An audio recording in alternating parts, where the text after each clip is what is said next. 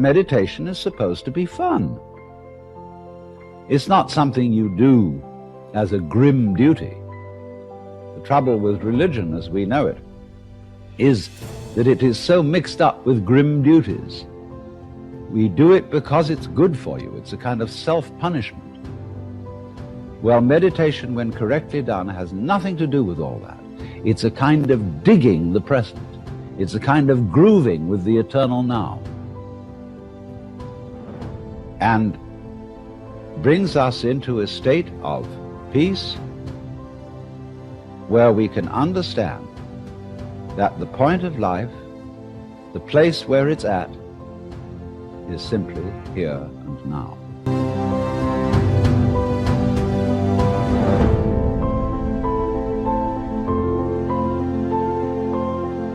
This moment is the creation of the universe. It's starting now. If you look back and wonder whether there was a big bang a long time ago, all you'll see is vanishing traces. The big bang is happening now. This is when the world begins. You're doing it. Only you're not doing it by straining. A you deeper than the straining you is doing all this. The same you that is growing your hair and coloring your eyes and making your thumbprints and all that. You don't think about it. You don't strain muscles to do it. But that is what is creating the world. Here it comes. Now. So instead of thinking that the past is the reality which explains everything that happens now, let's look at now.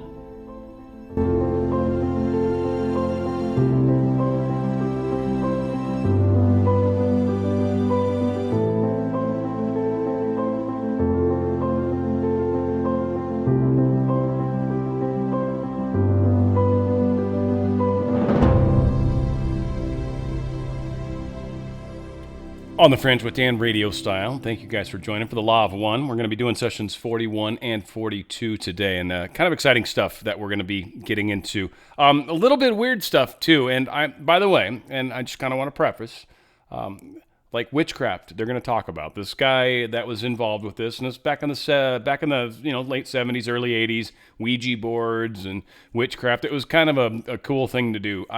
Not something I've ever partaken in. I've read about it, I understand it, and I've actually had an odd number of witches around me in my life throughout different points of my life, even dark witches, mostly white witches, but nonetheless, not something I've ever partaken in, but something I'm kind of exposed to.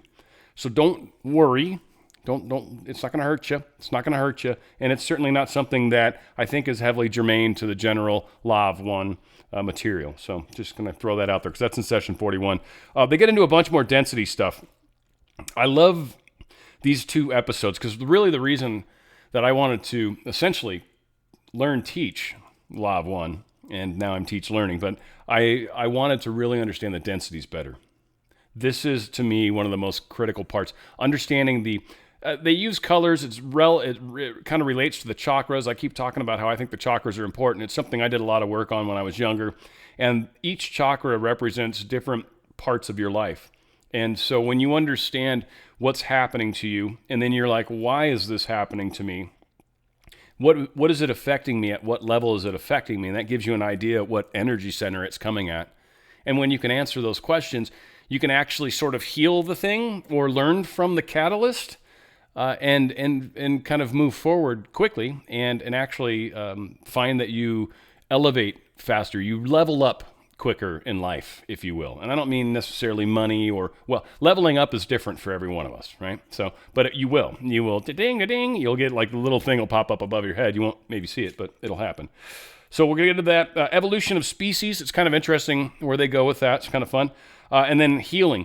Again, important part about healing, just to always keep in mind, is in the med beds are a great thought process because a lot of people out there are looking forward to the med beds. If you haven't healed the thing inside of you, this is why I talk about manifestation and why I think it's so important. If you haven't healed the negative thoughts, if you haven't healed the way you're evil in your heart or mean in your heart towards many, or if you haven't healed the thing that's caused your disease is dis-ease, right? Like you're uneasy.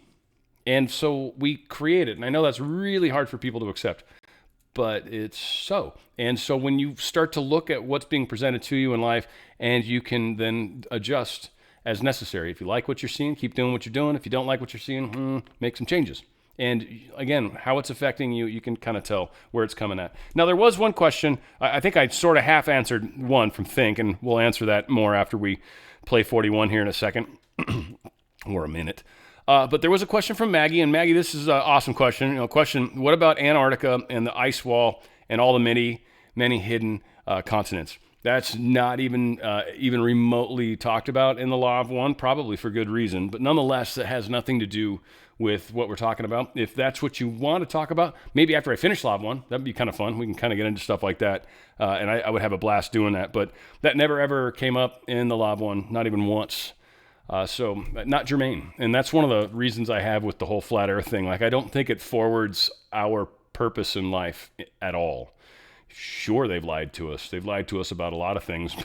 It's funny how many things we'll believe that they've lied to us about, and to say that, the world's one way or another, but you're getting that from another source. Again, it's just, we're all going to get through this, how we get through this. And that's one thing I've kind of come to terms with recently is it's different for everybody, and how everybody's going to find their way to the eye of the needle or the doorway, and whether or not they go through it, I don't know.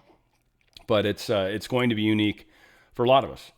We're coming at life from our own viewpoint, our own beliefs, and our own structures. Again, I always say I think it's super important to understand, one, the energy centers, how what we experience in our own immediate reality is very much as real as anything's going to ever get. And then outside of like something that you can't even check yourself, like the Antarctic wall, for example. Like I can't go there right now. There is, though, Paul, our boy, actually talked to me about him and I maybe going down there one day. And I'd like that. That'd be fun to go to Antarctica. So we might do that. Who knows? That might be a crazy thing to do. But that all said, we're all coming at this from our own angles. And whether or not that proves anything unique, it's harder. For me, it's more important about what am I thinking? What's happening to me? What am I experiencing? Is it good? Is it bad? Am I actually moving towards the desired direction that my life purpose is? And that's kind of, I guess, the main point of this show, Law of One, is to try to help people with that. That's the teacher of teachers part. It's the guiding your inner light, guiding that inner focus, guiding that inner voice, guiding your conscience, maybe. Who knows? But I think all these things tie together. Again, Maggie, awesome question. And maybe we'll get into talking about that. All set, here is the Law of One, session 41. Again, recorded back in like 1980. But it's right here on the Fringe. The Law of One, session 41, recorded March 20th, 1981. Ra, I am Ra. I greet you in the love and in the light of the one infinite creator. We communicate now. Questioner, I have one question of logistics to start with. I know it's a dumb question, but I have to ask to be sure. There is a possibility that we may have to move from this location to a location 1,000 or more miles from here in the future. Will this have any effect at all on our contact with Ra? Ra, I am Ra. The location is meaningless, for are we not in the creation? However, the place of the working shall be either carefully adjudged by yourselves to be of the appropriate vibratory level, or it shall be suggested that the purification of the place be enacted and dedication made through meditation before initial working. This might entail such seemingly mundane chores as the cleansing or painting of surfaces which you may deem to be inappropriately marred. Questioner, I am familiar with the banishing ritual of the lesser pentagram. I was just wondering if this ritual was of use in preparing a place for this type of working. Ra, I am Ra. This is correct. Questioner, then generally what you are saying is, even if we moved over 1,000 miles away, if we carefully prepared a place that we found, even though it had been used by others previously, it could be made satisfactory? Is this correct? Ra, I am Ra. Yes. Questioner, in trying to build an understanding from the start, you might say, starting with intelligent infinity and getting to our present condition of being, I'm having some difficulty, but I think I should go back and investigate our sun, since it is the sublogos that creates all that we experience in this particular planetary system. Will you give me a description of the sun, of our sun? Ra, I am Ra. This is a query which is not easily answered in your language, for the sun has various aspects in relation to intelligent infinity, to intelligent energy, and to each density of each planet, as you call these spheres. Moreover, these differences extend into the metaphysical or time-space part of your creation. In relationship to intelligent infinity, the sun body is, equally with all parts of the infinite creation, part of that infinity. In relation to the potentiated intelligent infinity, which makes use of intelligent energy, it is the offspring, shall we say, of the logos for a much larger number of sub-logoi. The relationship is hierarchical in that sub-logos uses the intelligent energy in ways set forth by the logos, and uses its free will to co-create the, shall we say, full nuances of your densities as you experience them. In relationship to the densities, the sun body may physically, as you would say, be seen to be a large body of gaseous elements undergoing the process of fusion and radiating heat and light. Metaphysically, the sun achieves a meaning to fourth through seventh density according to the growing abilities of entities in these densities to grasp the living creation and co-entity, or other self, nature of this sun body. Thus, by the sixth density, the sun may be visited and inhabited by those dwelling in time-space, and may even be partially created from moment to moment by the processes of sixth density entities in their evolution. Questioner: in your last statement, did you mean that sixth density entities are actually creating the manifestation of the sun in their density? Could you explain what you meant by that? Ra: I am Ra. In this density, some entities whose means of reproduction is fusion may choose to perform this portion of experience as part of their beingness of the sun body. Thus, you may think of portions of the light that you receive as offspring of the generative expressions of sixth density love. Questioner: then could you say that the sixth density entities are using that mechanism to be more closely co-creators with the infinite creator? Ra: I am Ra. This is precisely correct, as seen in the latter portions of sixth density seeking the experiences of the gateway density. Questioner: thank you. What I want to do now is investigate, as the first density is formed, what happens and how energy centers are first formed in beings. Let me first ask you, does it make any sense to ask you if the sun itself has a density, or is it all densities? Ra: I am Ra. The sub-logos is of the entire octave, and is not that entity which experiences the learning teachings of entities such as yourselves. Questioner: when the first density is formed, I am going to make a statement of my understanding, and if you will correct me, I will. I intuitively see the first density being formed by an energy center that is a vortex. This vortex then causes these spinning motions that I have mentioned before of the light, vibration which is light, which then starts to condense into the materials of the first density. Is this correct? Ra: I am Ra. This is correct as far as your reasoning has taken you. However, it is well to point out that the Logos has the plan of all the densities of the octave in potential completion before entering the space-time continuum in first density. Thus, the energy centers exist before they are manifest. Questioner: then what is the simplest being that is manifested? I am supposing it might be a single cell or something like that, and how does it function with respect to energy centers? Ra: I am Ra. The simplest manifested being is light of what you would call the photon. In relationship to energy centers, it may be seen as the center or foundation of all articulated energy fields. Questioner: when first density is formed, we have fire, air, earth, and water. There is at some time the first movement or individuation of life into a portion of consciousness that is self-mobile.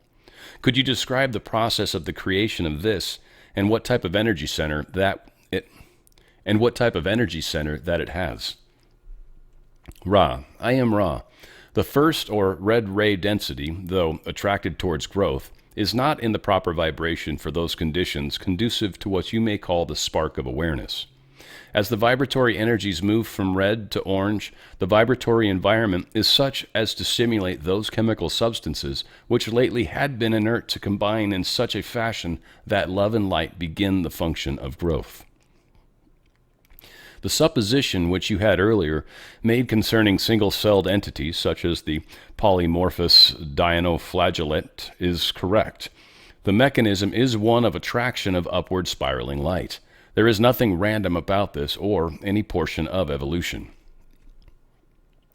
Questioner: as I remember, the polymorphous dinoflagellate has an iron rather than copper-based cell. Could you comment on that? Ra: I am Ra. This information is not central. The base of any metabolism, shall we say, is that which may be found in the chemical substances of the neighborhood of origin.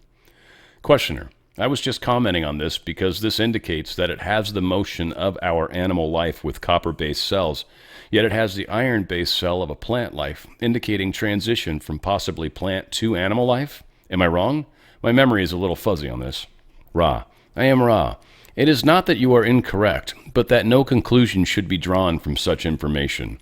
There are several different types of bases for conscious entity, not only upon this planetary sphere, but to a much greater extent in the forms found on planetary spheres of other sublogoi. The chemical vehicle is that which most conveniently houses the consciousness.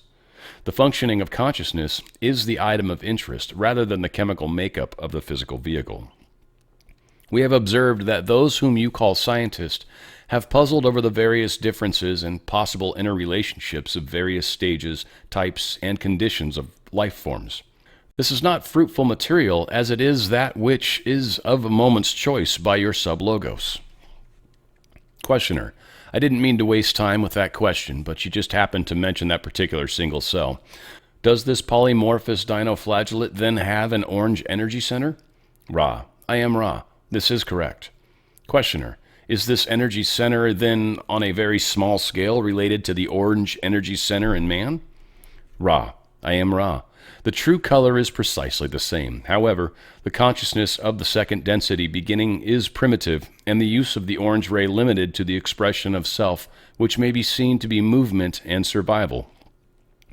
In the third density, at this time, those clinging to orange ray have a much more complex system of distortions through which orange ray is manifested. This is somewhat complicated. We shall endeavor to simplify. The appropriate true color for third density is, as you have ascertained, yellow. However, the influences of the true color green acting upon yellow ray entities have caused many entities to revert to the consideration of self rather than the stepping forward into consideration of other self or green ray. This may not be seen to be of a negatively polarizing nature, as the negatively polarized entity is working very intensely with the deepest manifestations of yellow ray group energies, especially the manipulations of other self for service to self. Those reverting to orange ray, and we may add these are many upon your plane at this time, are those who feel the vibrations of true color green and, therefore, respond by rejecting governmental and societal activities as such, and seek once more the self. However, not having developed the yellow ray properly so that it balances the personal vibratory rates of the entity then is faced with the task of further activation and balancing of the self in relation to the self. Thus, the orange ray manifestations at this space-time nexus. Thus, true color orange is that which it is, without difference. However, the manifestations of this, or any ray, may be seen to be most various depending upon the vibratory levels and balances of the mind-body or mind-body-spirit complexes which are expressing these energies. Questioner: could you tell me the simplest and first entity to have both orange and yellow ray energy centers? Ra: I am Ra. Upon your planetary sphere, those having the first yellow ray experiences are those of animal and vegetable natures which find the necessity for reproduction by bisexual techniques, or who find it necessary to depend in some way upon other selves for survival and growth. Questioner: and then what entity would be the simplest that would have red, orange, yellow, and green activation? Ra: I am Ra. This information has been covered in previous session. To perhaps simplify your asking, each center may be seen to be activated partially in third density, the late second density entities having the capability, if efficient use is made of experience, of vibrating and activating the green ray energy center. The third density being having the potential for complete self-awareness, thus has the potential for the minimal activation of all energy centers. The fourth, fifth, and sixth densities are those refining the higher energy centers. The seventh density is a density of completion and the tuning towards timelessness or foreverness. Questioner: well then, would an animal in second density have all of the energy centers in some way in its being, but just not activated? Ra: I am Ra. This is precisely correct. Questioner: now the animal in second density is composed of light, as are all beings. What I am trying to get at is the relationship between the light that the various bodies of the animal are created of, and the relationship of this to the energy centers which are active, and the ones which are not active, and how this is linked with the logos. It is a difficult question to ask. Can you give me some kind of answer on that? Ra: I am Ra. The answer is to redirect your thought process from any mechanical view of evolution. The will of the logos posits the potential available to the evolving entity. The will of the entity as it evolves is the single measure of the rate and fastidiousness of the activation and balancing of the various energy centers. Questioner: thank you. In yesterday's or the day before yesterday's session, you mentioned variable speed of rotation or activity of energy centers. What did you mean by that? Speed of rotation. Ra: I am Ra. Each energy center has a wide range of rotational speed, or, as you may see it more clearly in relation to color, brilliance. The more strongly the will of the entity concentrates upon and refines or purifies each energy center, the more brilliant or rotationally active each energy center will be. It is not necessary for the energy centers to be activated in order in the case of the self-aware entity.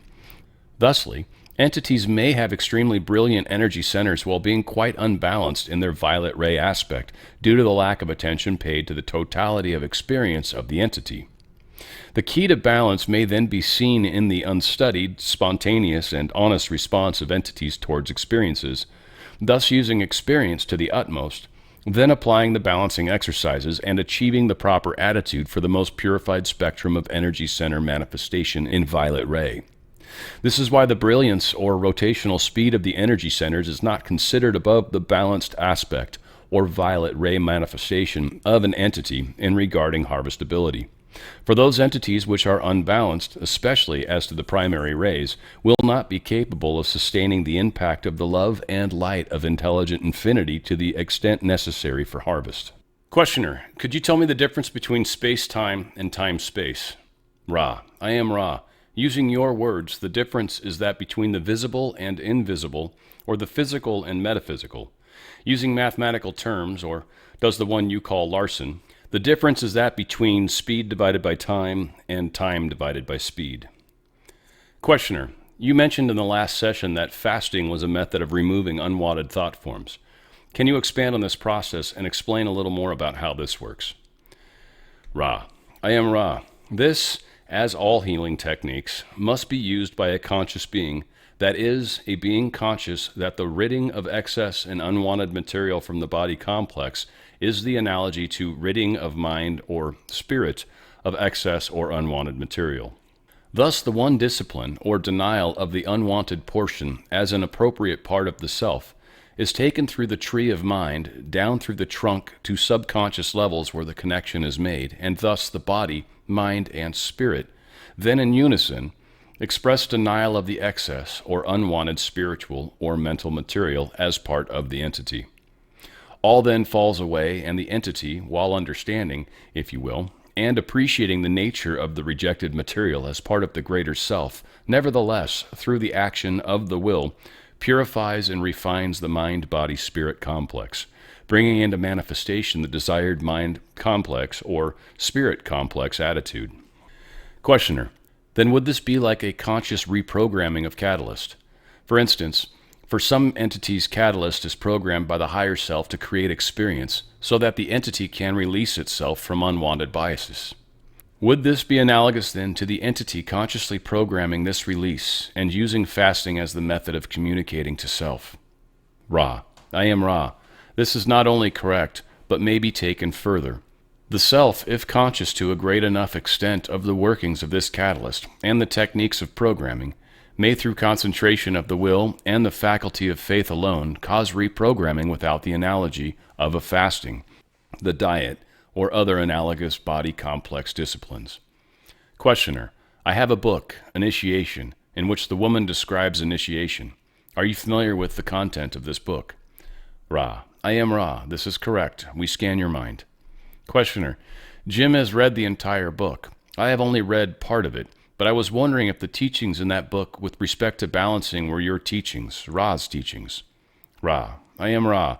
This is basically correct, with distortions that may be seen when this material is collated with the material we have offered. Questioner, why are the red, yellow, and blue energy centers called primary centers? I think from the previous materials I understand this, but is there some tracing of those primary colors back to intelligent infinity that is more profound than what you have given us? Ra, I am Ra. We cannot say what may seem profound to an entity. The red, yellow, and blue rays are primary because they signify activity of the primary nature. Red ray is the foundation. Orange ray, the movement towards yellow ray, which is the ray of self-awareness and interaction. Green ray is the movement through various experiences of energy exchanges having to do with compassion and all-forgiving love to the primary blue ray, which is the first ray of radiation of self regardless of any actions from another. The green ray entity is ineffectual in the face of blockages from other selves. The blue ray entity is a co-creator. This may perhaps simply be the restatement of previous activity, but if you consider the function of the Logos as representative of the infinite Creator in effectuating the knowing of the Creator by the Creator, you may perhaps see the steps by which this may be accomplished. May we ask for one final full question before we leave this working? Questioner, this may be too long a question for this working, but I will ask it, and if it is too long, we can continue it at a later time. Could you tell me the development of the social memory complex Ra, from its first beginnings, and what catalyst it used to get to where it is now in activations of rays? Is this too long a question? Ra, I am Ra. The question does not demand a long answer, for we who experience the vibratory densities upon that planetary sphere which you call Venus were fortunate in being able to move in harmony with the planetary vibrations with a harmonious graduation to second, to third, and to fourth, and greatly accelerated fourth density experience. We spent much time-space, if you will, in fifth density balancing the intense compassion we have gained in fourth density. The graduation again was harmonious, and our social memory complex, which had become mostly firmly cemented in fourth density, remained of a very strong and helpful nature. Our sixth density work was also accelerated because of the harmony of our social memory complex, so that we were able to set out as members of the Confederation to even more swiftly approach graduation to seventh density. Our harmony, however, has been a grievous source of naivete as regards working with your planet. Is there a brief query before we leave this instrument? Questioner, I'll only ask if there's anything that we can do to make the instrument more comfortable or improve the contact. Ra, I am Ra. All is well. I leave you, my friends, in the love and in the light of the one infinite Creator. Go forth, therefore, rejoicing in the power and the peace of the one infinite Creator. Adonai. Dang straight. Law of One, Session 41. Fantastic stuff. So I got a lot of good notes. And I've got your questions built into my notes, by the way. So you'll get your answer, I think. At least I'll do my best to answer your question. Witchcraft versus visualization. So I just kind of wanted to talk really quickly about this. Witchcraft, like I've said, I've known a lot of people. I've been involved with manifestation, which to me, there's a line.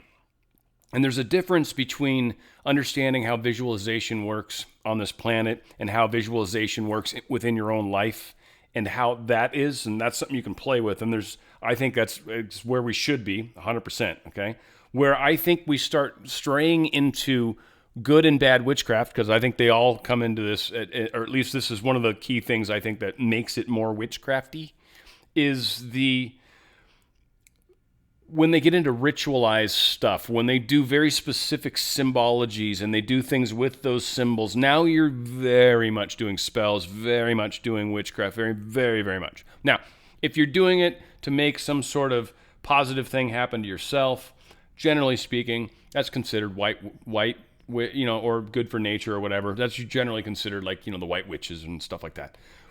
the people that try to influence others with ritualized magic, that's where you start getting into the dark forces, dark magic. And this is unfortunately a lot of the people that are currently running this planet. You may not believe it. They believe this stuff. This is one of the other key reasons why I'm teaching this. This is really an understanding of what's happening to us and what's sort of happening inside of us as well. Like, we're going through this transition. And here's some of the building blocks that go into it. And if you sort of understand it, hopefully, you know, kind of like being prepared for an emergency, you'll be okay. So again, visualization's good. When you start getting into ritual stuff, you're playing in witchcraft. I mean, I'm not saying it's wrong. I'm just saying, and if you're trying to manipulate others, that's definitely negative. That's karma-inducing activity, just so you know. If you're doing it to help yourself and stuff like that, not karma-inducing or karma-problematic. So there are ways to do things that aren't necessarily going to hurt you as much as other things. I thought it was cool how he said reproduction for the sun. He was referring, but reproduction equals fusion.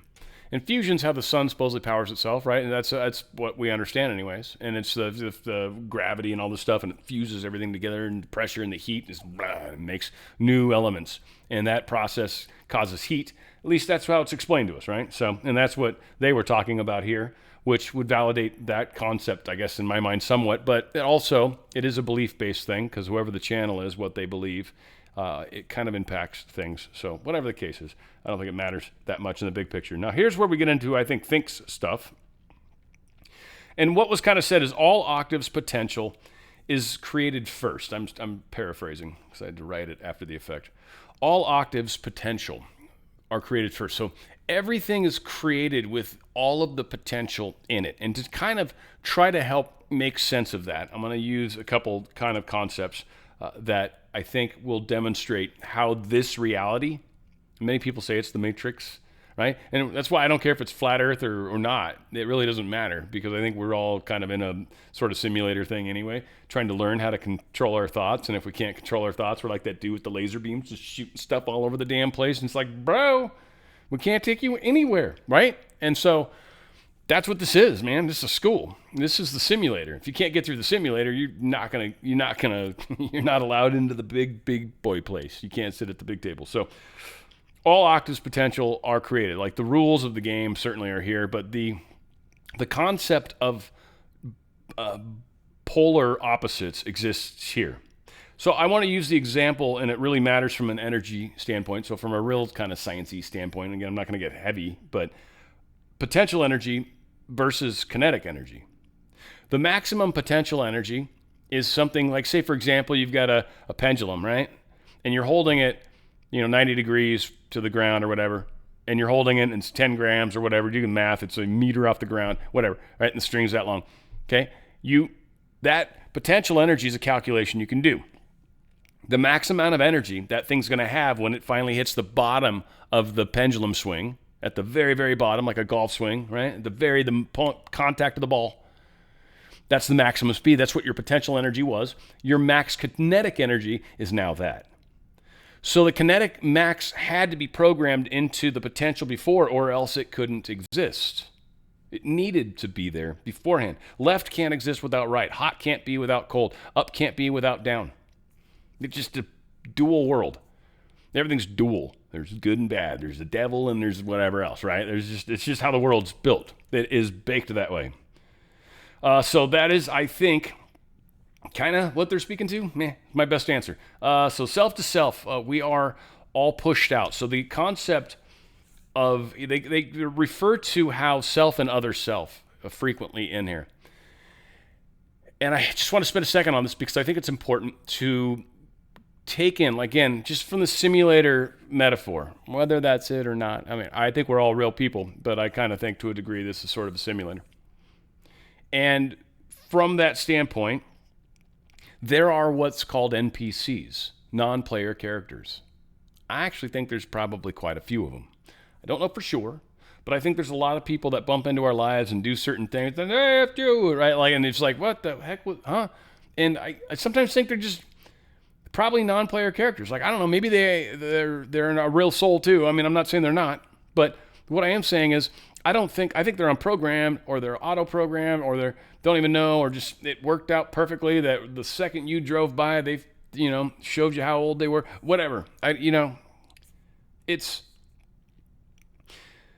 Many say it's us pushed out.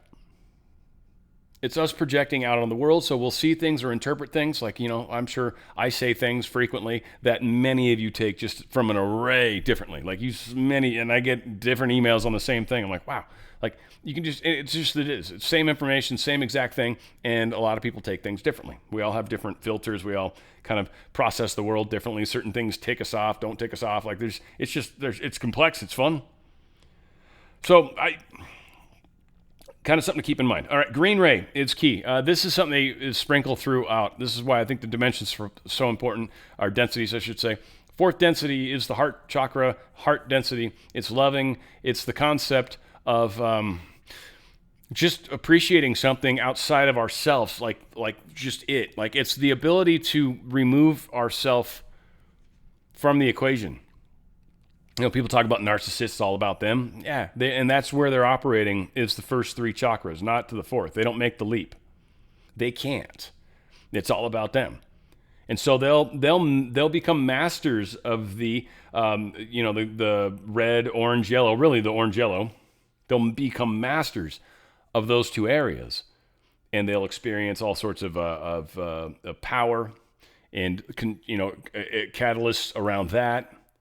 And just the whole dilemma. I mean, I think we've all known many narcissists, and that's generally somebody that's very service to self oriented. That's, someone had asked me in an email, like, do you know of any teachers that teach how to be service to self? I know this guy, or I think it might have been her husband or something. And I'm like, not what I teach, not what I'm here to teach, because I don't think that's what the Earth's going to be. But yeah, basically, how to be a better narcissist. I think I might have even what I said in the email. So that green ray is key. Getting to the love, getting outside of self, getting that, because that's what the next density is. If we haven't been able to accomplish that, then that's probably however this, shifting, splitting works. I don't know. But that'll be, I think, one of the key ingredients. And then there's certainly steps above that, blue ray and violet. Might as well cover that right now. But violet's your fingerprint. The violet ray is your fingerprint. It is all your colors kind of tied together. And it is your fingerprint. So everybody's got a unique violet ray, and that's your crown chakra, what it's basically shooting up to your higher self. I don't know if directionally it even matters, but it's basically where it seems to go from all intents and purposes. Evolution is not mechanical, something they talked about too, which I thought was very funny. So we talk about, I don't know if you guys have heard any of the stuff about, the Elohim or the Anunnaki, right? That Enlil and Enki or whatever, like, supposedly messed with our DNA. Now, when you look historically, there is a missing link. There's this giant evolution that happened in mankind that we don't have any sort of records of. There's all sorts of discussions about it, and many people even could go so far as to say, from a lot of the original Hebrew text, the Garden of Eden actually sounds very much like where that genetic laboratory might kind of have been. And so, again, a thought process, not trying to get anyone to think anything. But the idea that we've been genetically modified could have been less from the standpoint of somebody literally going into a laboratory and like shaking beakers and, test tubes and stuff, but literally the concept of thought form. I don't know if any of you have ever had pets. One thing that's kind of fun about this in the densities, because second density creatures are animals. But the second an animal starts to realize it's separate from other things, like it's itself and it's aware of that, and it's aware that there's a you and there's a me. The second it figures that out, it's now third density. So many of our pets, many of our dogs and cats, you have helped them be able to graduate to third density. They're now going to get to be people because of you.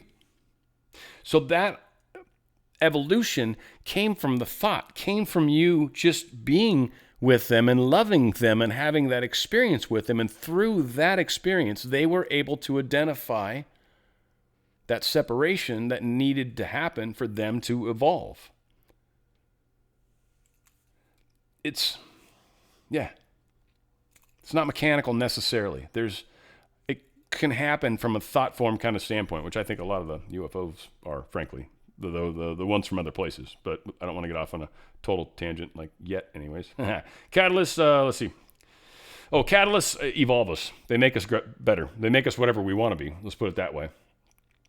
And they can be gold if we learn to appreciate them. So the catalyst, like a lot of people are afraid to make mistakes. I don't ever want anything to ever be, I don't ever want to be wrong.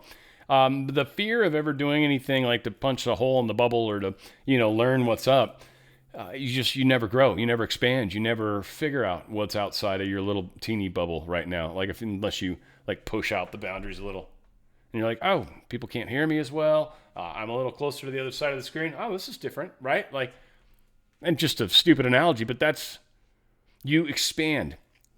And as you do that, you start to take in other perspectives, other concepts, other things. It's a powerful part of our evolution. And again, what we're going through. So again, catalysts are good stuff.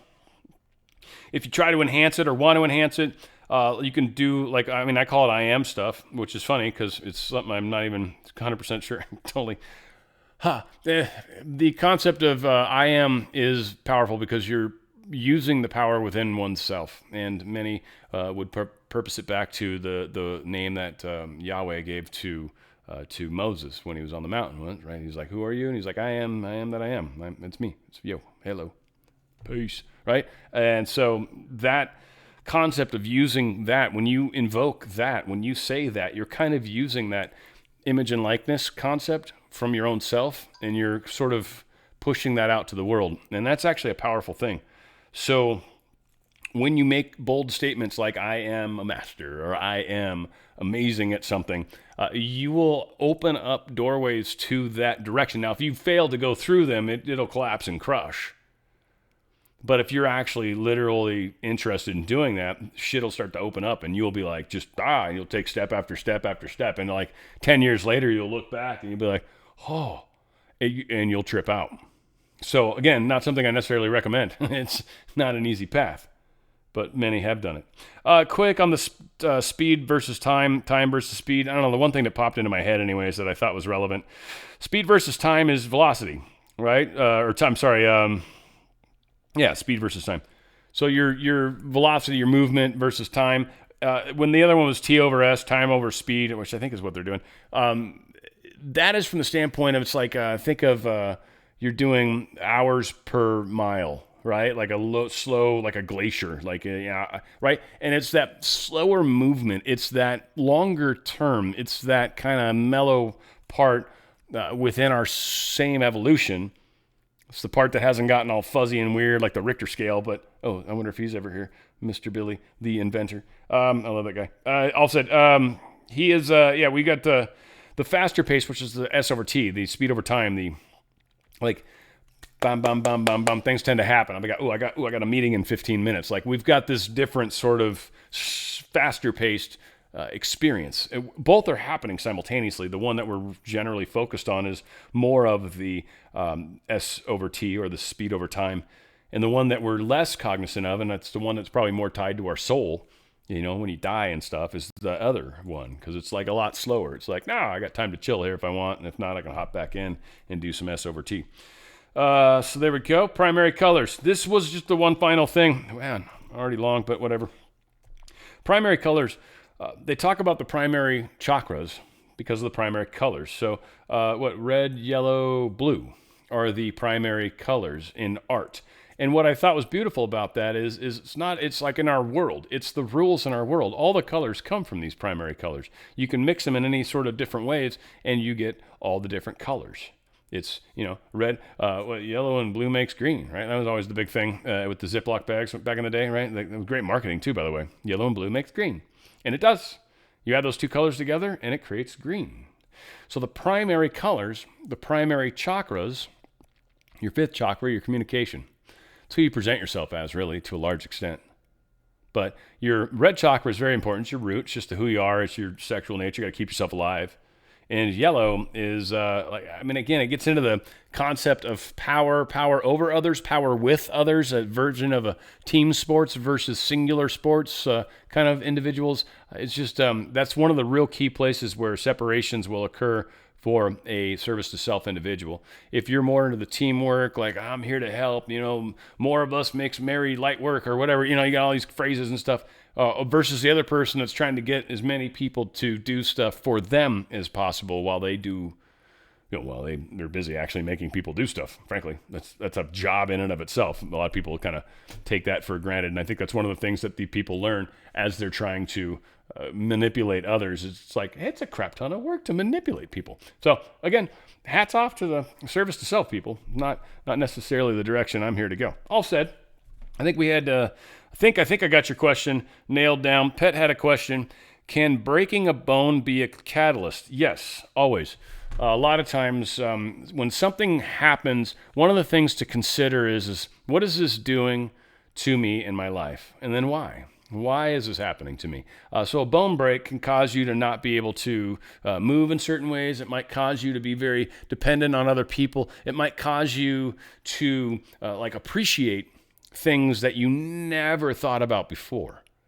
And it's kind of like, just to use an extreme example, people that have died on the operating table, right? And they've gone and they've seen the light and they've talked to God and Jesus or whatever. And then they come back, right? And they're like, oh, the things I could tell you. And so there is this concept that traumas are one of the ways that we learn. In fact, I would ask every single 100% of you out there in the audience, like, how many times has a lesson in life been a good thing? Ever? I can't think of one. I don't know how many lesson. To me, the good things are like when you've rewarded for finally figuring it out. You finally figure it out, and stuff starts to happen. You're like, oh, awesome. But no, the actual lessons. Stop being such a douche, Dan. Those are the times when it's like you go through breakups and you're crushed, and it's the worst times, darkest hours. Learn the most stuff. And it's really the catalyst that makes us more.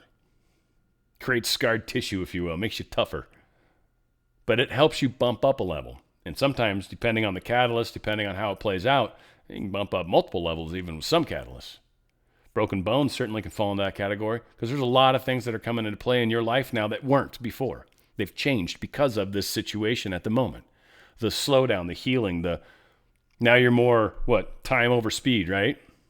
Everything's like ridiculous. Can't even button your own pants anymore or whatever. I don't know what you broke. So great question. Great question. Love it. Let's hop into session 42. Again, this one kind of gets into how balanced and unbalanced. I probably won't need to spend more than like 10 minutes on the concept because that's really what this entire session's really on. And I think it's key. Balanced and unbalanced in different species at different densities they talk about. Balanced and unbalanced in us when we have decisions to make within interactions with other people. This is a very powerful session. Very good session. And it really does kind of even get into the density colors a little bit and some of the reactions. I love this one. This one's really good. And then, like I said, I think I'm just going to talk a little bit about the balanced versus unbalanced because there's just sort of a weird thinking around those two words when I think hopefully after you listen to session 42, you'll see the complexity of balanced and unbalanced and how the catalyst is actually something we should seek versus stay away from. I kind of feel like that's what they touch upon. I don't know. We'll see. We'll talk about it and see what you guys think. But here's session 42. This is the Law of One. Some great stuff recorded March 1981, right here on the Fringe. The Law of One, session 42, recorded March 22nd, 1981. Ra. I am Ra. I greet you in the love and the light of the one infinite creator. We communicate now. Questioner. I have a question on balancing. It's quite long, and we'll copy it directly into the book as it is. If you can answer it without me reading it, it would save time. Otherwise, I will read it. Ra. I am Ra. We understand your desire to preserve your opportunity. However, a summary of the query would be well. For if we answer a mentally requested query, this query shall not be published. If you wish this answer to be for private use only, we shall proceed. Questioner. I will just read it very rapidly, the question, then. I'm going to make a statement and ask you to comment on its degree of accuracy. I am assuming that the balanced entity would not be swayed either towards positive or negative emotions by any situation which he might confront. By remaining unemotional in any situation, the balanced entity may clearly discern the appropriate and necessary response in harmony with the law of one for each situation.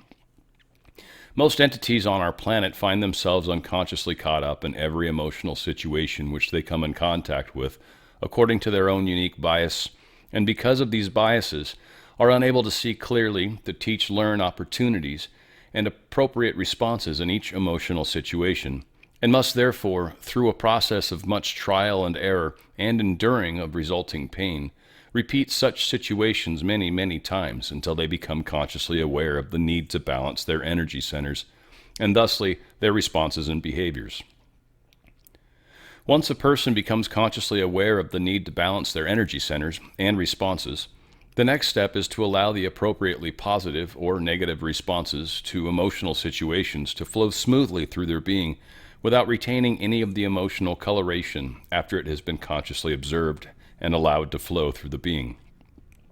And I am assuming that this ability to consciously observe the positively or negatively charged energy flowing through the being may be augmented by practice of the being's exercises you have given us, with the result in balance being achieved for the entity, which would allow him to remain unemotional and undistorted in regards to the law of one in any situation, much like the objective viewer of the television movie. Is this correct? Ra. I am Ra. This is incorrect application of the balancing which we have discussed. The exercise of first experiencing feelings and then consciously discovering their antithesis within the being has as its objective not the smooth flow of feeling, both positive and negative, while remaining unswayed, but rather the objective of becoming unswayed. This is a simpler result and takes much practice, shall we say. The catalyst of experience works in order for the learned teaching of this density to occur. However, if there is seen in this being a response, even if it was simply observed, the entity is still using the catalyst for learned teaching. The end result is that the catalyst is no longer needed. Thus, this density is no longer needed. This is not indifference or objectivity, but a finely tuned compassion and love which sees all things as love. This seeing elicits no response due to catalytic reactions. Thus, the entity is now able to become co-creator of experiential occurrences. This is the truer balance. Questioner. I will attempt to make an analogy. If an animal, shall I say bull in a pen, attacks you because you have wandered into his pen, you get out of his way rapidly, but you do not blame him. Or, you do not have much of an emotional response other than the fear response that he might damage you. However, if you encounter another self in his territory and he attacks you, your response may be more of an emotional nature, creating physical bodily responses. Am I correct in assuming that when your response to the animal and to the other self, seeing both as the creator and loving both and understanding their action in attacking you is the action of their free will then you have balanced yourself correctly in this area? Is this correct? Ra. I am Ra. This is basically correct. However, the balanced entity will see in the seeming attack of an other self the causes of this action, which are, in most cases, of a more complex nature than the cause of the attack of the second density bull, as was your example. Thus, this balanced entity would be open to many more opportunities for service to a third density other self. Questioner. Would a perfectly balanced entity feel an emotional response when being attacked by the other self? Ra. I am Ra. This is correct. The response is love. Questioner. In the illusion that we now experience, it is difficult to maintain this response, especially if the entity's attack results in physical pain. But I assume that this response should be maintained even though physical loss of life or extreme pain. Is this correct? Ra. I am Ra. This is correct, and further is of a major or principal importance in understanding, shall we say, the principle of balance. Balance is not indifference, but rather the observer not blinded by any feeling of separation, but rather fully imbued with love. Questioner. In the last session, you made the statement that we, that is Ra, spent much time, space in the fifth density balancing the intense compassion gained in fourth density. Could you expand on this concept with respect to what we are just discussing? Ra. I am Ra. The fourth density, as we have said, abounds in compassion. This compassion is folly when seen through the eyes of wisdom. It is the salvation of third density, but creates a mismatch in the ultimate balance of the entity. Thus, we as a social memory complex of fourth density had the tendency towards compassion, even to martyrdom in aid of other selves. When the fifth density harvest was achieved, we found that within this vibratory level, flaws could be seen in the efficacy of such unrelieved compassion. We spent much time, space, and contemplation of those ways of the Creator which imbue love with wisdom. Questioner: I would like to try to make an analogy for this in third density. Many entities here feel great compassion towards relieving the physical problems of third density other selves by administering to them in many ways, bringing them food if there is hunger, as there are in African nations now, bringing them medicine if they believe they require administering to them medically, and being selfless and all of these services to a very great extent. This is creating a polarization or a vibration that is in harmony with green ray or fourth density. However, it is not balanced with the understanding of fifth density that these entities are experiencing catalyst, and a more balanced administration to their needs would be to provide them with the learning necessary to reach the state of awareness of fourth density than it would be to administer to their physical needs at this time. Is this correct? Ra: I am Ra. This is incorrect. To a mind-body-spirit complex which is starving, the appropriate response is the feeding of the body. You may extrapolate from this. On the other hand, however, you are correct in your assumption that the green ray response is not as refined as that which have been imbued with wisdom.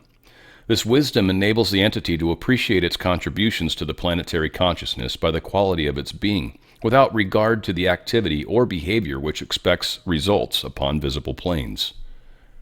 Questioner: Then why do we have the extreme starvation problem generally in the area of Africa at this time?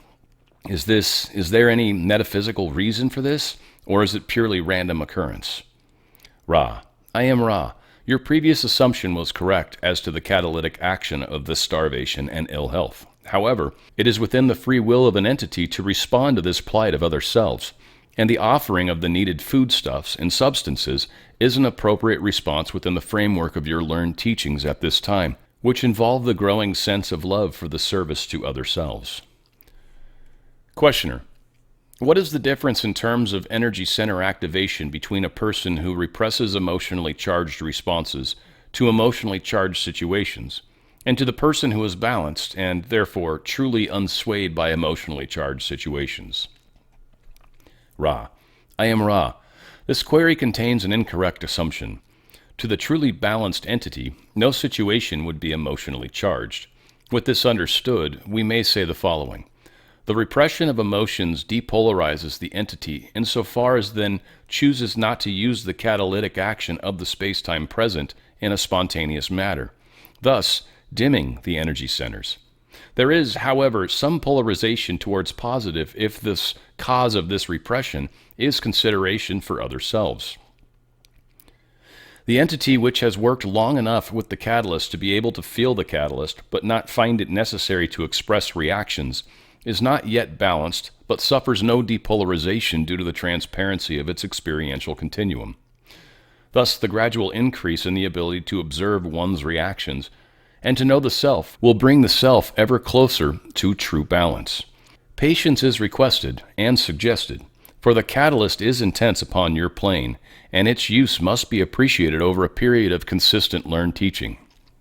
Questioner: How can a person know when he is unswayed by an emotionally charged situation if he is repressing the flow of emotions, or if he is in balance and truly unswayed?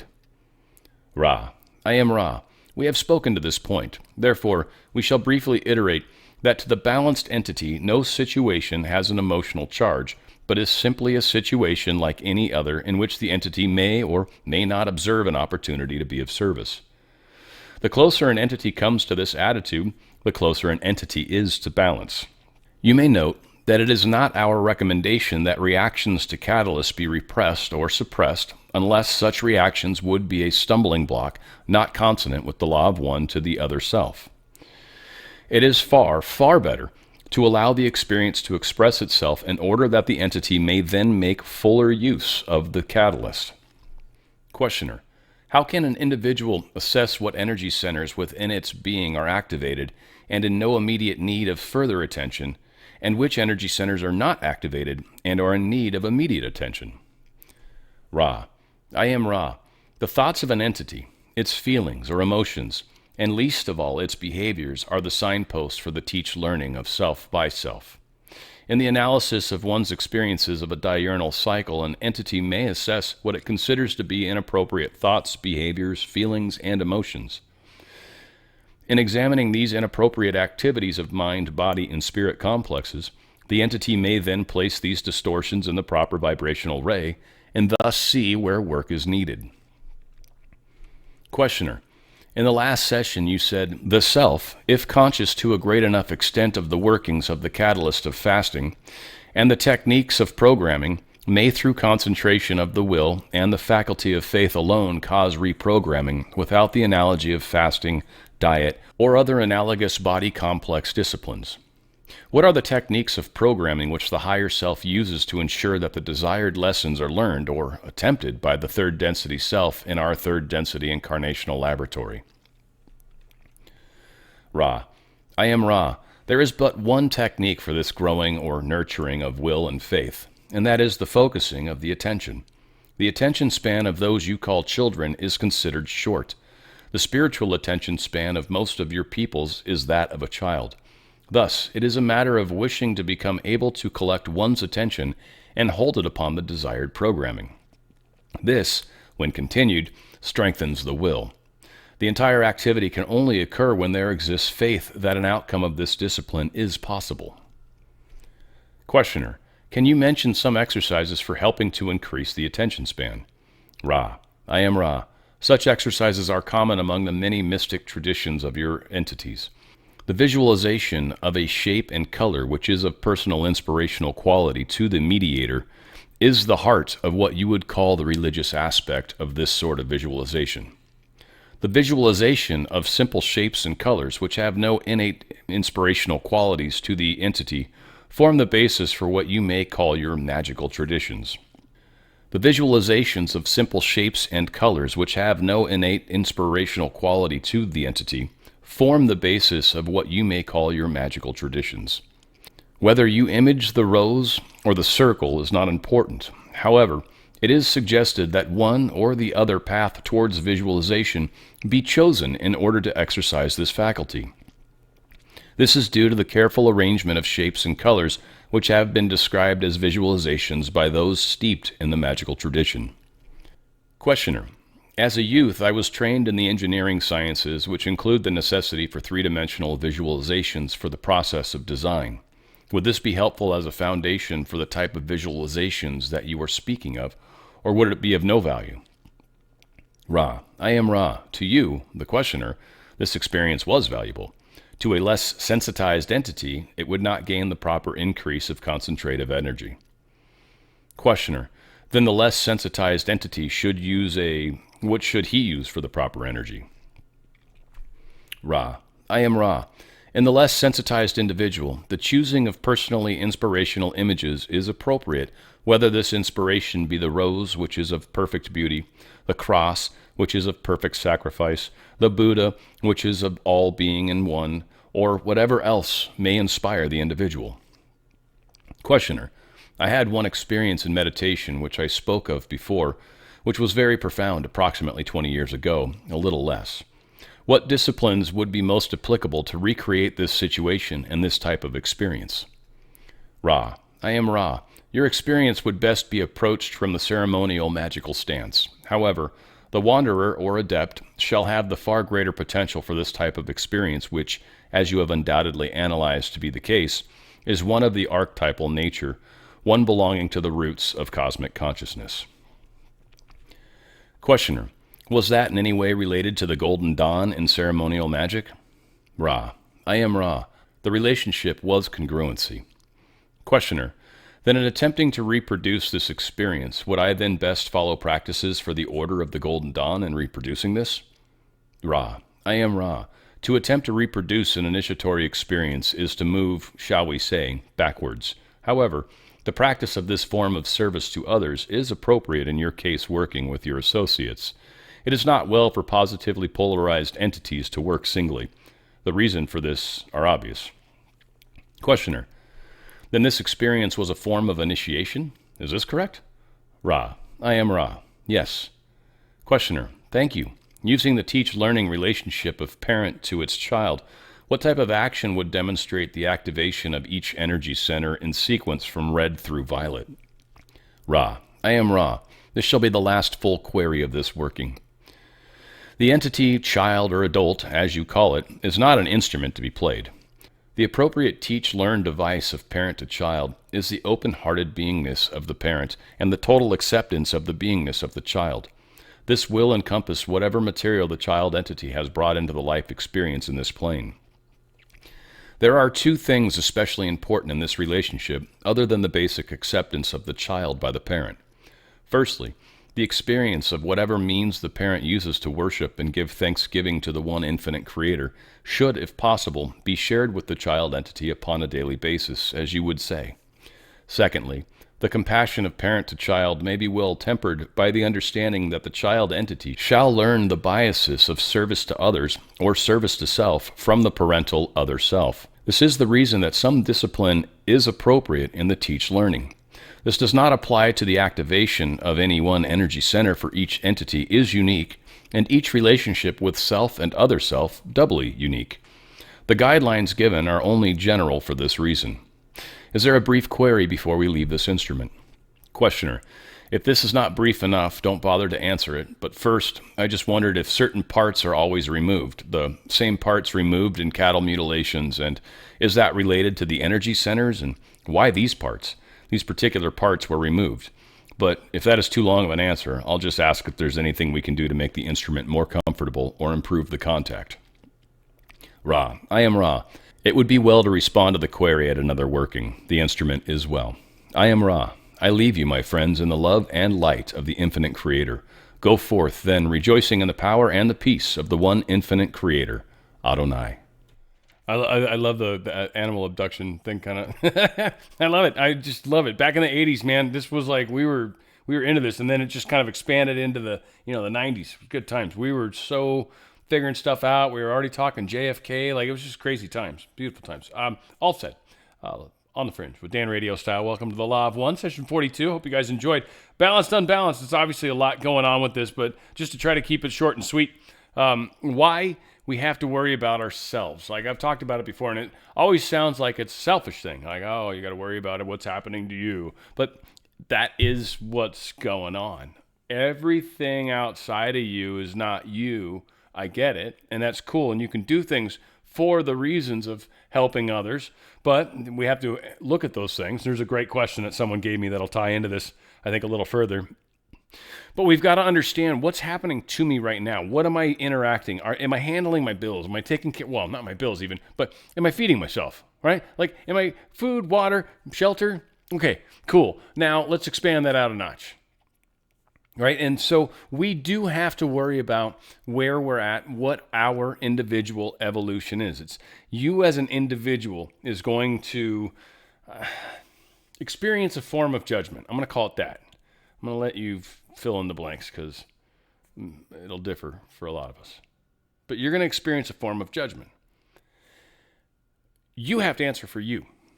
Doesn't matter how many checks you wrote. Doesn't matter how many ungrateful things you did. It matters what you did. What you did. What you diddy do. Right? Did you go out of your way for people?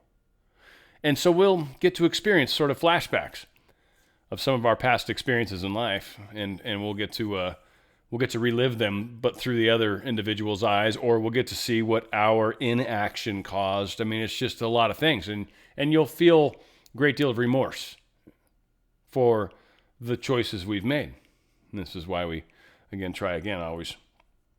So coming here and the reaction from other people, it's a catalyst. It's we come here to kind of deal with ourselves, make ourselves better, and then we go out into the world and we're like, try to, interact with others around us. We go down to the Starbucks or whatever and have some coffee and be like, oh, you too? Yeah, the sports? Yeah, I know, that team's crazy. The first round draft pick. Whoa.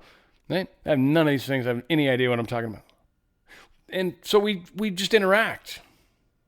And then we come back home into our domicile or come back into our family where we're constantly bombarded by food flying across our heads, right? And we go back into that other place. Or I guess at some point at night, somebody gets to finally fall asleep for 2 hours. Right? Mommy, I don't feel good. Bye. Right? I don't even know how your parents do it. I feel like you could sell the kid. I'm just kidding. Just kidding. That's wrong. It's wrong to say. Action, reaction. It is what life is. And learning that as an individual, what my individualistic actions are. It doesn't matter if I'm being selfish or not selfish. My actions cause reactions. And when we accept that and start to pay attention, you'll be amazed at where you can go. 1980, it's funny. They're doing this in 1981, whatever, it doesn't matter. Africa, still starving. Still starving after 45 years. I feel like that should be on a t-shirt. How is it that the case, right? In fact, it's so bad now, it's war-torn. And so these people are fleeing and trying to immigrate into other countries, and that's causing interesting experiences. So, wow.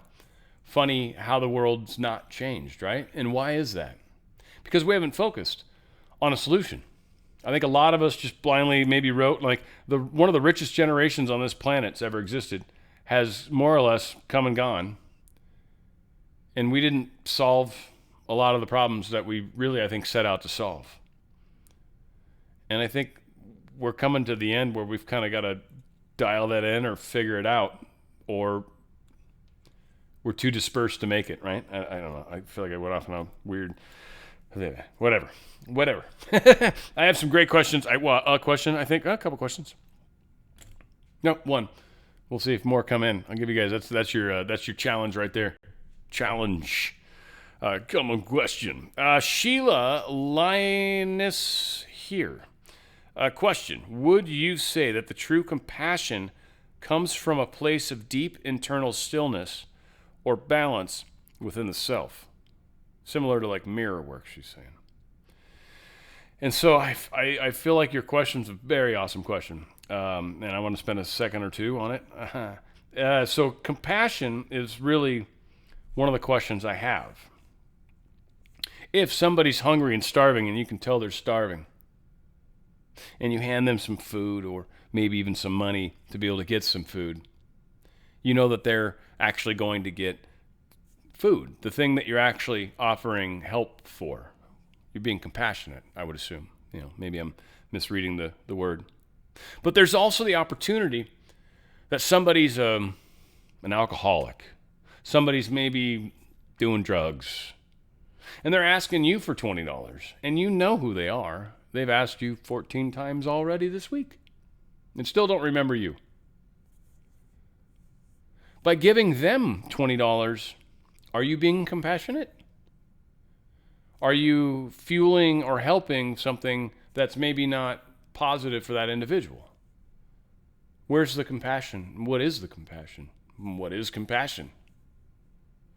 Now, again, from a service to self versus service to others, very different answers, by the way, on that equation. From the standpoint of a homeless person, it's not just black and white. And I think a lot of people like to try to make it like it is. So I give my little bit of money and I walk away and I turn my back and I feel good. I did something. But have we? Again, they were talking about Africa starving in 1981, and it was already a thing. I mean, it was China too back in the 50s. I think people in China are starving. I don't know. We always have some country where there's starving people, but apparently there seems to still be starving, warring people in Africa today in 2025. Why is that? Shouldn't be. And that's, I think, one of the problems we have as a group of people is figuring out how to come together and point our crazy laser vision at the same thing at the same time, or at least in vein of positive efforts to help other things. I mean, some of us are like, oh, scorpion, right? Like, you're just like, like, well, okay, there are some creepy crawlies. Most of them aren't going to mess with you, right? Like, so we like to go back to the beginning. This is a video game to a degree. There are some NPCs out there. There are some people that I swear I wonder if they have souls inside of themselves. I assume everybody does, always. But I've met some people that I wonder. I'm like, huh, strange. Whether they do or don't, or just programmed, connected in the matrix so hard, stuck on their phone so much as they walk down the street. Tomato, tomato. This is the world we're in right now. And a lot of us feel it in our bones, feel that something's up, feel that there's something larger. And I think that's what we're trying to deal with as a group. We don't even know what to call it. We're all running around talking about some pretty wild and crazy things. And some may be true, some maybe not. But we're willing to almost accept anything at this point. You know, and that is not a bad thing. It's not necessarily a good thing either. It's again, nothing to me is one or the other. It's everything's just gray. It's just a mixture in between. It's like the violet ray of the chakra. It's a fingerprint of the thing, but it's a mixture of energies. For me, is how I see it. And again, it's one of the things that was weird when I first came across this material, was it helped me understand kind of how I'm coming at this world. And I realized, yeah, I'm definitely not like part of this normal chain here. Like I haven't been like doing this over and over. There's a lot of stuff that people believe that's not necessarily universal, I guess, you know? And so that's where it gets, I guess, it's a little challenging for many people right now.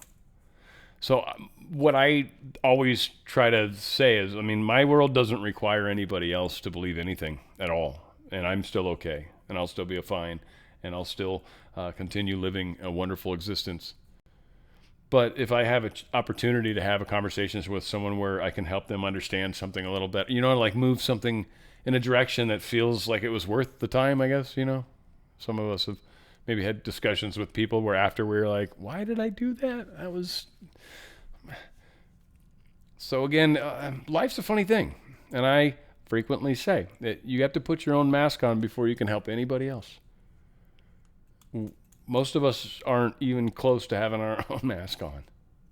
And I want us to do that because I don't know how much time we got. I assumed when I started this that we'd probably get to the end. And I feel like, well, not the end, but oddly the end of this, because there's a lot of sessions, 106, something like that, 108, whatever. I don't even know. I think they start to have issues towards the end, maybe, but we'll get there. It's not that far away. We're doing 2 a week, but yeah. What's going to happen? We've got stuff coming, guys. That's all I can say. So be as prepared as you can. The information's coming.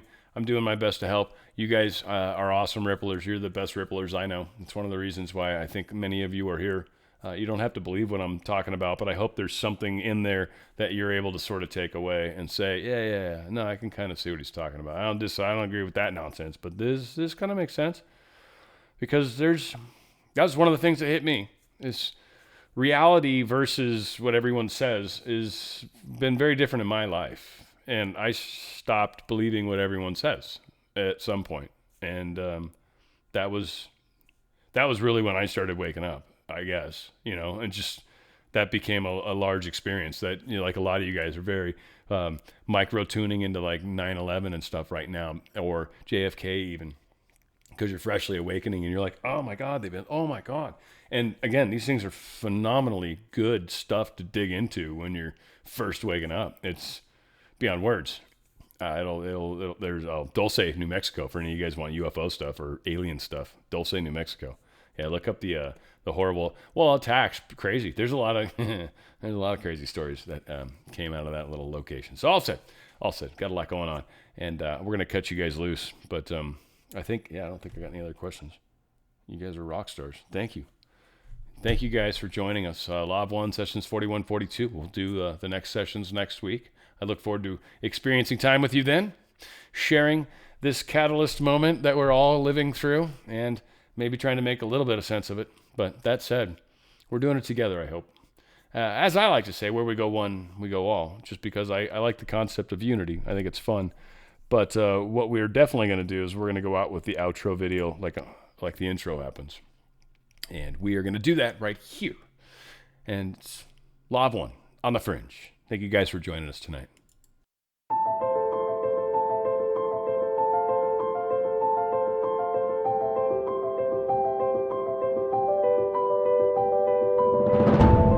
meditation is supposed to be fun. It's not something you do as a grim duty. The trouble with religion as we know it is that it is so mixed up with grim duties. We do it because it's good for you. It's a kind of self-punishment. Well, meditation, when correctly done, has nothing to do with all that. It's a kind of digging the present. It's a kind of grooving with the eternal now. And brings us into a state of peace where we can understand that the point of life, the place where it's at, is simply here and now.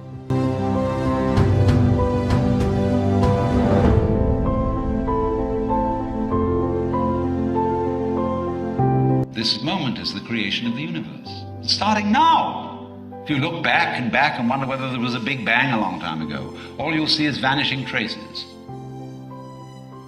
The big bang is happening now. This is when the world begins. You're doing it. Only you're not doing it by straining.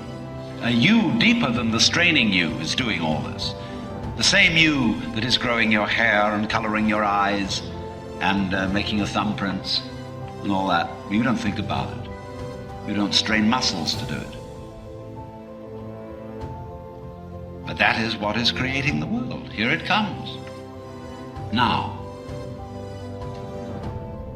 So instead of thinking that the past is the reality which explains everything that happens now, let's look at now.